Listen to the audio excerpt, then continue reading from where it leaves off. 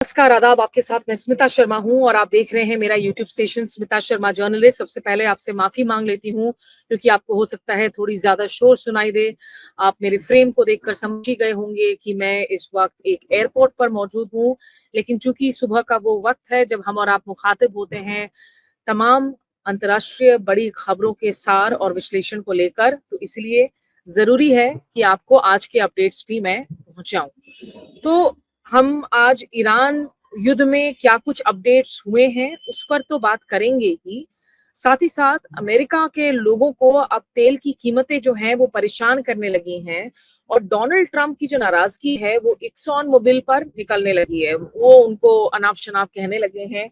उस खबर पर भी आपको हम जानकारी देंगे, लेकिन पहले थोड़ा सा रुक कर लेते हैं हम रूस यूक्रेन युद्ध की ओर, क्योंकि यहाँ पर जो माहौल है वो अभी काफी तीव्र देखने को मिल रहा है और बहुत डेडली स्ट्राइक्स जो हैं वो बताए जा रहे हैं। माना जा रहा है कि कम से कम 22 लोगों की जान गई है रूस और यूक्रेन में ताजा जो हेवी अटैक्स किए गए हैं। ये 5वां साल चल रहा है इस युद्ध का। आपको याद होगा कि ये युद्ध अभी तक खत्म नहीं हुआ है।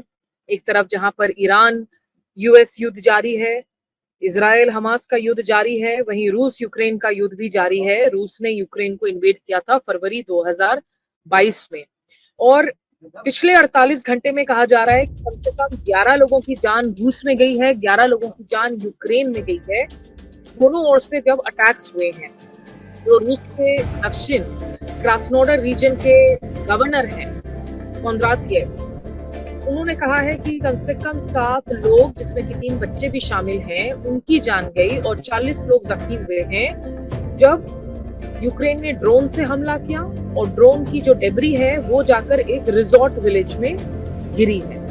ये जानकारी टेलीग्राम में दी गई है। टेलीग्राम में तमाम न्यूज अपडेट्स जो हैं वो दिए जाते हैं जहां तक रूस और सेंट्रल एशिया का सवाल है। उधर आपके अगर हम यूक्रेन की भी हालत देखें तो यूक्रेन में भी माना जा रहा था कि 3 कम से कम लोगों की जान गई, जिसमें इमरजेंसी रिस्पांस वर्कर हैं, 8 साल का एक उनका बेटा है। ये रशिया ने जब अटैक किया, क्रेवेरी डिस्ट्रिक्ट है वहां पर पेट्रोल स्टेशन पर हमला हुआ और ये वो क्षेत्र है जहां बार बार हमले हुए हैं रूस की तरफ से। तो इस हमले की वजह से भी आग लगी और उसमें भी और 8 लोगों की जान गई। तो कुल मिलाकर अगर आप देखें इस पूरे महीने में लगातार जो आम नागरिकों की जानें हैं वो कहीं ज्यादा जा रही हैं। अभी कुछ दिन पहले ही ज़ेलेंस्की वापस से डोनाल्ड ट्रंप के साथ मुलाकात करने के लिए वॉशिंगटन डीसी गए हुए थे। ओवल ऑफिस में, व्हाइट हाउस में उनकी मुलाकात हुई थी जब वो लिंडसे ग्राहम के अंतिम संस्कार में शामिल होने के लिए गए थे और वहां उन्होंने अमेरिका को कहा था कि हम आपको एंटी ड्रोन टेक्नोलॉजी देंगे, बदले में आप फंडिंग कीजिए। साथ ही ये बात भी कही कि देखिए आप बहुत अलग अलग मत समझिए, ईरान यूएस युद्ध और उधर रूस यूक्रेन युद्ध, इन सब के तार जुड़ रहे हैं। कुछ दिन पहले ही जानकारी आई थी कि कैसे कैस्पियन सी में यूक्रेन ने हमला किया एक ईरान के जहाज पर। ईरान ने कहा कि ये तो हमारा कमर्शियल वेसल है, लेकिन यूक्रेन ने कहा कि नहीं जी, ये तो मिलिट्री कार्गो वेसल था। इस मसले पर हमने जो एक्सपर्ट्स के साथ बातचीत की है आप उसको देख सकते हैं। खास करके ड्रोन टेक्नोलॉजी में किस तरह की वॉरफेयर देखने को मिल रही है उस पर हमने बात की है ग्रुप कैप्टन राजीव नारंग से, जो इस हफ्ते का हमारा फॉरेन पॉलिसी पॉडकास्ट था अंग्रेजी का, उसको आप देखिए। और रूस यूक्रेन युद्ध के संबंध में भी जो है हम लोगों ने बात की थी यहाँ पर जनरल विनोद शर्मा से, वो बातचीत भी आप सुन सकते हैं कि आखिर कौन किस पर भारी पड़ रहा है। तो यहाँ जो जान जाने का सिलसिला है, कम से कम 22 लोगों की जान गई है पिछले 48 घंटों में, 11 यूक्रेन में, 11 रूस में, जिनमें बच्चे भी शामिल बताए जा रहे हैं। और युद्ध जब तक जारी रहता है कोलैटरल डैमेजेस होती हैं, लेकिन रूस आखिरकार क्यों इस वक्त जितनी जमीन ले चुका है यूक्रेन से उसको फ्रीज नहीं करना चाह रहा है, क्यों ये एक प्रोट्रैक्टेड युद्ध बन चुका है, ये तमाम बातें हम लोगों ने अपनी वीडियो सेगमेंट में किए हैं। आप जनरल शर्मा की उस बातचीत को जरूर सुनिएगा। बहरहाल अब बात कर लेते हैं हम ईरान के ताजा हालात की। एक दिन पहले डोनाल्ड ट्रंप ने कहा था कि भाई मैं ईरान पर बिल्कुल इतने बड़े स्तर का हमला करने वाला था जिसकी कंपैरिजन आप सिर्फ और सिर्फ वर्ल्ड वॉर 2 के साथ कर सकते थे। उस स्तर की जो है हम हमले करने की प्लानिंग कर रहे थे। उनके सेक्रेटरी ऑफ वॉर पीट हेग्सेथ ने भी यही बातें कही थी। लेकिन उसके बाद उन्होंने कहा कि चूंकि वेस्ट एशिया के जो हमारे एलाइज हैं, जो गल्फ अरब स्टेट्स है, उन लोगों ने हमसे कहा कि आप हम लोग को रोक दीजिए, तो इसीलिए मैंने अभी उसको पॉज लगाया हुआ है। वो वर्ल्ड वॉर 2 की धमकियां दे रहे थे। आज ताजा बयान जो है वापस से डोनाल्ड ट्रंप का आ चुका है। और अब डोनाल्ड ट्रंप ने अपने बयान में क्या कहा है? डोनाल्ड ट्रंप ने कहा है कि मैं ईरान को बिल्कुल लास्ट चांस दे रहा हूं। तो इस तरह की भाषा का इस्तेमाल जो है वो लगातार कई दफा कर चुके हैं। अब वो फिर कह रहे हैं क्योंकि उनको कोई एग्जिट प्लान मिल नहीं रहा है। और कल अपने ब्लॉग में हमने आपको कहा था कि ईरान जहां ओमान के साथ हॉर्मुज स्ट्रेट को लेकर तो बातचीत कर रहा है, लेकिन अमेरिका के साथ क्या निगोशिएशंस दोबारा से सोमवार को शुरू होंगी या नहीं, उस पर कोई साफ गोई से बातें नहीं की गई हैं। तो उस पर ईरान ने अभी तक कोई सिग्नलिंग नहीं की है कि वो वापस से बातचीत कर रहा है अमेरिका के साथ में। लेकिन डोनाल्ड ट्रंप है, तो उन्होंने एक और धमकी जो है लॉन्च कर दी है कि मैं हर संभव कोशिश कर रहा हूं, ईरान को एक लास्ट चांस दे रहा हूं और ईरान के परमाणु हथियारों पर ही जो है मेन हमारी बातचीत हो रही है। तो डोनाल्ड ट्रंप ने क्या कहा है, आइए आपको सुनाते हैं। Thing we have a little problem with Iran because we have many talks and we'll say we have or we don't have. You know, we're straight about it, but they deny. But they're not denying it now. They just put out a statement not denying it. But for some reason, when they're talking, they don't like saying that they're talking. So I say we're in talks. Big deal. We're in talks, and they'll sometimes deny it, even though they spend hours and hours together talking. No. The talks are going along. We're going to hit them very hard yesterday, very, very hard, harder than any attack. I think I can say, General, from a point of knowledge, any attack since World War II. That's pretty big. And we were set to go. And they called.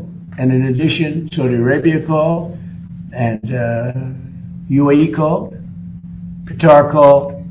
Got calls from numerous people.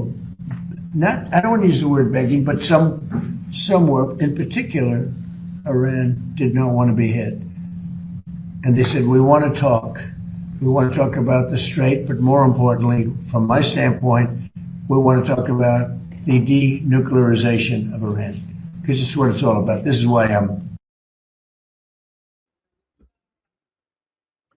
तो आपने सुना, देखिए Donald Trump कह रहे हैं कि मैं last chance दे रहा हूं। ये सोमवार को उन्होंने बयान दिया जिसमें उन्होंने कहा कि अभी जो है हमारी कोशिश है कि I want to give them every last chance before decapitation. Very tough to do. I am very proud of the fact that I will give people a chance. This is a big move to do an attack that big on a country.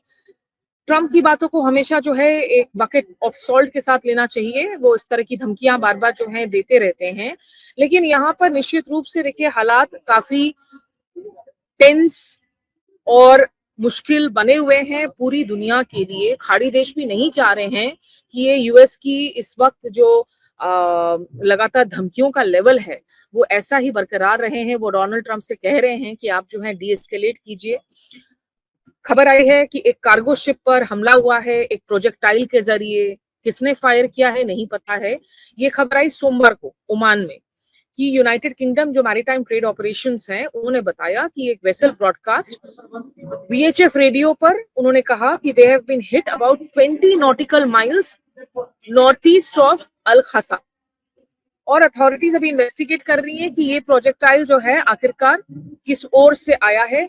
इन सब हालातों में देखिए जब Hormuz strait पर कोई firing होती है किसी वेसल पर, कोई कार्गो वेसल हो, कोई मिलिट्री वेसल हो, आप बिल्कुल कॉन्फिडेंटली शुरू में ही नहीं कह सकते हैं कि ये किसने फायर की है। कभी ऐसा भी हो सकता है कि फ्रेंडली फायर हो, कभी ऐसा भी हो सकता है कि कोई फॉल्स फ्लैग हो, किसी और ने किया हो, किसी और पर जो है थोपा जा रहा हो उसका इल्जाम। तो हॉर्मुज स्ट्रेट में हालात लगातार खराब बने हुए हैं। वहां सबसे लोएस्ट जो है शिप्स और कार्गो वेसल्स की मूवमेंट देखने को मिल रही है। वो सबसे बड़ा पेंच जो है वो बना हुआ है। उधर ईरान के जो विदेश मंत्री अब्बास अराक्ची वो सोमवार को नजफ पहुंचे हैं, इराक पहुंचे हैं, क्योंकि वहां पे जो एनुअल अरबाइन पिलग्रिमेज होती है, बड़ी यात्रा होती है, उसमें शिरकत करने के लिए गई हैं।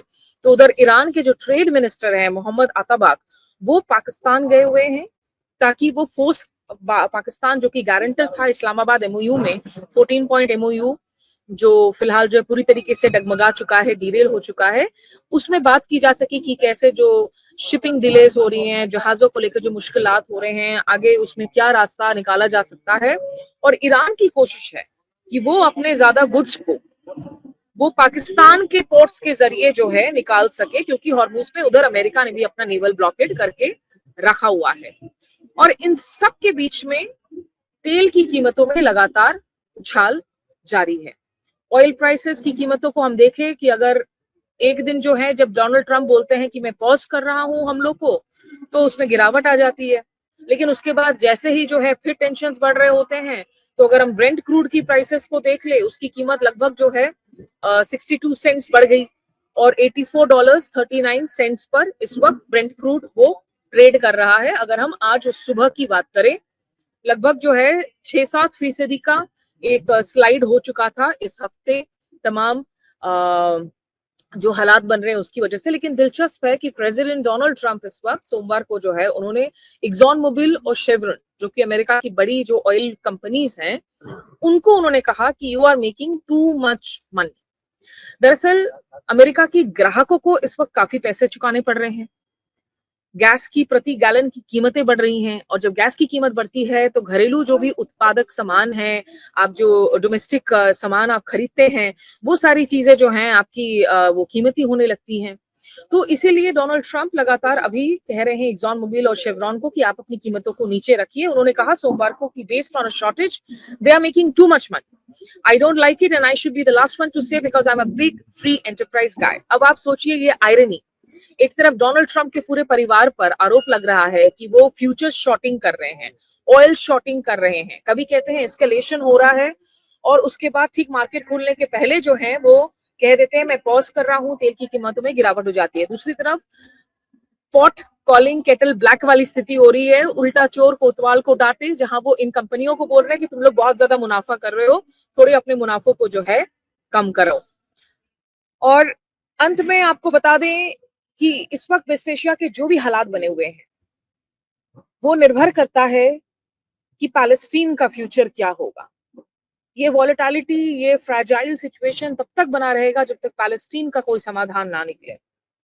और फिलिस्तीन को लेकर आपको याद दिला दें कि अमेरिका ने एक समझौते का ऐलान किया कि हमास तैयार हो गया है अपने आप को पूरी तरीके से डिसार्म करने के लिए, अपने हथियार दे देने के लिए, और गाजा में जो है वो खाली कर देंगे। अब इस पर कर्नल राजीव अग्रवाल के साथ मैंने बातचीत की थी, उस बातचीत को सुनिएगा कि ये चिकन एंड एग सिचुएशन है। पहले हमास डिसार्म करेगा, फिर इजराइल अपने हमलों को बंद करेगा, या इजराइल हमलों को बंद करेगा और फिर जो है हमास ये कार्रवाई करेगा। और वैसा ही होता हुआ नजर आ रहा है, क्योंकि 3 दिन से ज्यादा का वक्त गुजर चुका है इन अनाउंसमेंट्स को, और अभी तक अगर आप देखें तो नेतन्याहू खामोश हैं।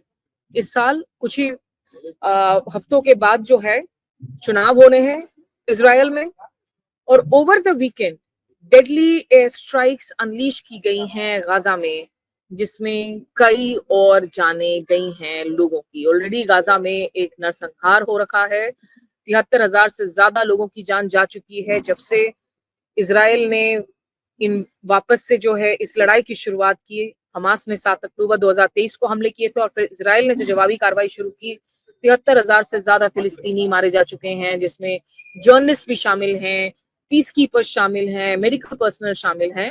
और अभी द सो कॉल्ड समझौते के बाद भी हम देख रहे हैं कि जिस तरीके से इजरायली स्ट्राइक्स हुए हैं पिछले 24 घंटे में लगातार, जब डोनाल्ड ट्रंप ने कहा कि नहीं गाजा पीस बोर्ड के तहत जो है ये समझौता हुआ है, हमास खुद को डिसार्म कर देगा, तब से लेकर अब तक 28 लोगों की जान गाजा ऑनक्लेव में जा चुकी है। 28 लोग, आप सोचिए कितने डेडली एयर स्ट्राइक्स इजराइल की तरफ से किए जा रहे हैं।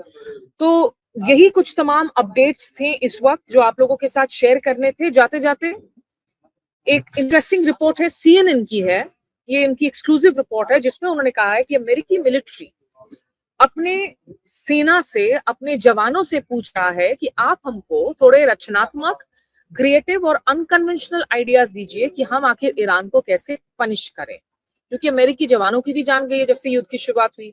आज ये 5वां महीना चल रहा है इस युद्ध का। 28 फरवरी को शुरुआत हुई थी जब इजराइल और अमेरिका ने जो है ईरान पर हमले किए थे। कम से कम 18 अमेरिकी जवानों की जान जा चुकी है। तो यूएस सेंट्रल कमांड के इंटेलिजेंस ब्रांच के एक ऑफिसर ने लिखा है एक मैसेज जो उन्होंने बुधवार को भेजा broad group of military analysts को, जो सीएनएन ने उनको कोट किया, जिसमें कहा है we are looking for new creative and unconventional ways to pressure and punish Iran. ये दिखाता है कि किस तरीके से उलझा हुआ है अमेरिका और अलग अलग तरीके से राह ढूंढ रहा है कि कैसे इस युद्ध से निकला जा सके। बहरहाल तमाम यही कुछ अपडेट्स आप लोगों के साथ जो है शेयर करनी थी। हमारे इन पुराने आप रिपोर्ट्स को जरूर देखिएगा जो कर्नल राजीव अग्रवाल के साथ में है या ग्रुप कैप्टन राजीव कुमार नारंग के साथ में है। तमाम मुद्दों पर, रूस यूक्रेन युद्ध से लेकर अमेरिका हमास डील, तमाम मुद्दों पर वीडियोस हैं हमारे लाइव सेक्शन, वीडियो सेक्शन और हमारे अंग्रेजी पॉडकास्ट में। उनको आप देखिएगा, अपना फीडबैक शेयर कीजिएगा। अभी के लिए बस इतना ही। नमस्कार, आदाब।